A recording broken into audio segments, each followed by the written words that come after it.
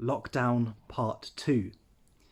Perhaps this time round we know something of what to expect, but I guess that for many of us there will also be new pressures, unique circumstances, fresh anxieties and questions and concerns that we have as we look ahead to this new period of lockdown. And Silver Street is the family that God has put us in to care for one another, to encourage each other in the ups and the downs of life. And so we're going to do three things. We're going to encourage one another to do three things during this lockdown period. We're going to worship, walk, and ask. So worship, we're going to continue to worship together during this period of lockdown. We won't be able to meet physically at church together as a congregation, but we will continue to live stream the services from the building at 9:30 on Sunday mornings. And so we'd love you to join for that. And this time round, that will be followed by a Zoom coffee.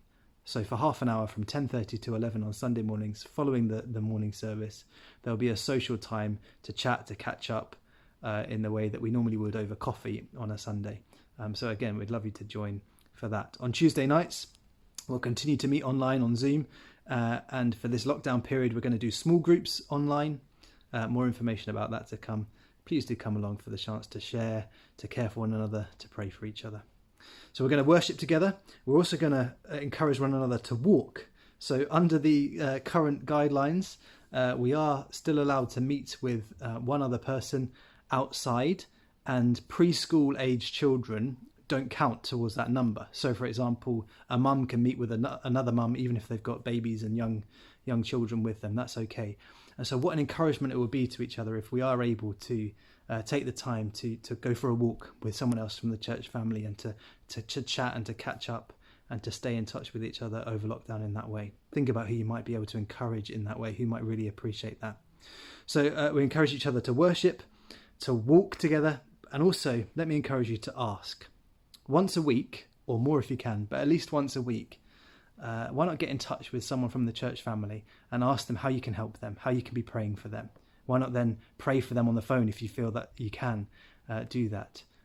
Let's each take it upon ourselves to care for one another during this time, knowing that it's going to be a time of great pressure for many.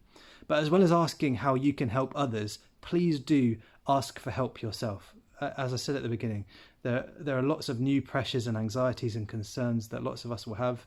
It might be to do with family, it might be to do with work, it might be to do with health, it might be to do with provision, financial provision for the future, all sorts of different pressures. And for each of us, it will be unique depending on the circumstances that we're in. And some of those might be the same pressures as the previous lockdown, but there might be new ones. Please do let us know how we can be praying for you, how we can help you practically. Please do share that in your small group, share that with your small group leader or with me. And we'd love to know how we can pray and how we can support you. We are a family that God has brought together. So during this time of lockdown, let us each be proactive and take initiative to really care for and love and pray for one another during this time.